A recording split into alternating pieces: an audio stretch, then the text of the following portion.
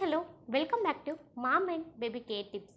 ఇవాళ వీడియో వచ్చేసి ఏంటి అంటే సి సెక్షన్ డెలివరీ తర్వాత చికెన్ బిర్యానీ అనేది ఎప్పటి నుంచి తినవచ్చు, ఎన్నో నెలల నుంచి తినవచ్చు అని చాలామందికి సందేహాలు అయితే వస్తూ ఉంటాయి.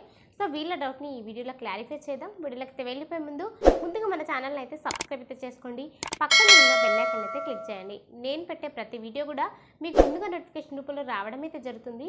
ఏదైనా సందేహాలు ఉంటే కింద కామెంట్ చేయండి, తప్పకుండా నేను మీకు రిప్లై ఇస్తాను. ఇక వీడియోలకైతే సి సెక్షన్ తర్వాత సో ఎలాంటి ఫుడ్ తీసుకోవాలి, ఎలాంటి ఫుడ్ తీసుకోకూడదు అనేది చాలామందికి డౌట్ అయితే వస్తూ ఉంటుంది. సో అందులో వచ్చే ఒక సందేహం ఏంటి అంటే సో చికెన్ బిర్యానీ అనేది ఎప్పటి నుంచి తినొచ్చు అనేది. సో నార్మల్గా సి సెక్షన్ డెలివరీ తర్వాత ఫుడ్ పరంగా కొన్ని జాగ్రత్తలు తప్పనిసరిగా తీసుకోవాలి. నార్మల్గా డెలివరీ తర్వాత చాలా రకాలుగా ఫుడ్స్ని కొన్నిటిని అవాయిడ్ చేయాల్సి ఉంటుంది.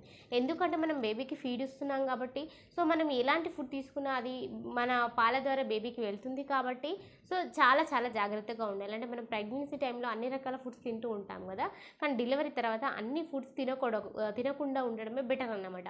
సో ముఖ్యంగా మొదటి నెలల వరకు అయితే అంటే సి సెక్షన్ డెలివరీ అయిన మొదటి నెలలో అయితే చాలా తేలికగా అరిగే పదార్థాలు తీసుకుంటూ ఉండాలి. అంటే కొంచెం ఈజీగా డైజెషన్ కావాలి, ఎక్కువ మసాలాలు అట్లాంటివి అయితే లేట్గా అరిగే ఫుడ్స్ చాలా వరకు అవాయిడ్ చేయాలి. ఇక సెకండ్ మంత్కి వచ్చేటప్పటికి కొన్ని మసాలాలు కొద్దిగా లైట్గా యాడ్ చేయాలి, కానీ ఎక్కువగా యాడ్ చేయదు. ఎందుకంటే మనకి సి సెక్షన్ డెలివరీ అయింది కాబట్టి సో మన జీర్ణాశయం అనేది అంత ఫాస్ట్గా అన్నీ అరిగించుకోలేదు.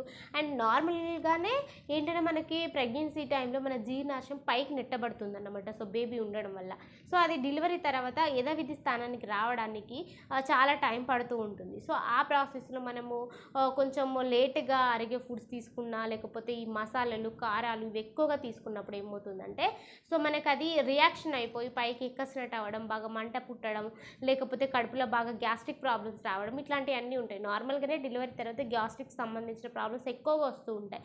ఎందుకంటే ఇదే ప్రాబ్లం ఏంటంటే మనకి జీర్ణాశయం అనేది పర్ఫెక్ట్గా లేనప్పుడు మనం తినే ప్రతి ఫుడ్ని అరిగించుకునే కెపాసిటీ అనేది తగ్గిపోతుంది అనమాట.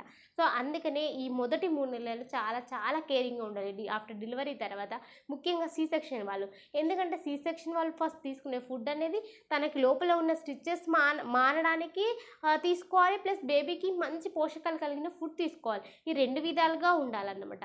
ఎందుకంటే సో ఏదైనా కూడా డాక్టర్స్ నార్మల్గా అన్నీ తినమని చెప్తుంటారు. సో అన్నీ తిన్నప్పటికీ కూడా కొన్ని డెఫినెట్లీ రియాక్షన్ చూపిస్తూ ఉంటాయి. అందుకనే ఈ చికెన్ బిర్యానీ అనేది ఏంటి అంటే సో ఇందులో చాలా రకాల మసాలాలు వేస్తూ ఉంటారు, చాలా నెయ్యి వాడుతూ ఉంటారు, నూనె వాడుతూ ఉంటారు, డాల్డా వాడుతూ ఉంటారు. ఇవన్నీ ఏంటంటే మనకి తొందరగా అరిగించుకునే కెపాసిటీ అనేది మన జీర్ణాశయానికి లేదు కాబట్టి బాగా మంట పుట్టేస్తుంది, లేటుగా డైజెషన్ అవుతుంది. అండ్ మసాలాలు ఎక్కువగా తినడం వల్ల అది మనం బేబీకి ఫీడ్ చేసినప్పుడు బేబీకి కూడా ఒక రకమైన ప్రాబ్లం కూడా వస్తూ ఉంటాయి అన్నమాట. అందుకనే మసాలాలకు సంబంధించిన ఫుడ్స్ని చాలా వరకు అవాయిడ్ చేయాలి ఆఫ్టర్ సి సెక్షన్ తర్వాత. సో అందుకనే మీరు 3 months తర్వాత చికెన్ బిర్యానీ అయితే తినడానికి ట్రై చేయండి. ఎందుకంటే నేను ఇందాక చెప్పినట్టు సో మీకు అన్ని రకాలుగా పర్ఫెక్ట్గా ఉంది, ఓకే మీ జీర్ణాశయం అన్నీ అరిగించుకోగలుగుతుంది అనుకున్నప్పుడే మీరు తినాలి. అండ్ బేబీకి మీరు ఫీడ్ చేస్తున్నారు కాబట్టి ఖచ్చితంగా మనం ఎక్కువగా మసాలాలు తిన్నా కూడా అది బేబీకి మోషన్స్ అయ్యే ప్రమాదం ఉంటుంది. సో మనం ఎక్కువగా ఏది తిన్నా కూడా అది బేబీ పైన ఎఫెక్ట్ పడుతుంది డెఫినెట్లీ.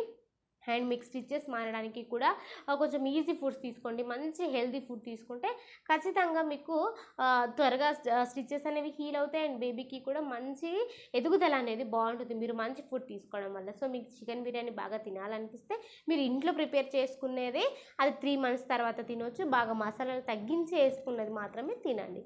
ఈ విషయాన్ని గుర్తుపెట్టుకోండి. సో ఫ్రెండ్స్ క్లియర్గా అర్థమైంది కదా. ఇక మరొక వీడియోలో నేను మీ ముందుంటాను.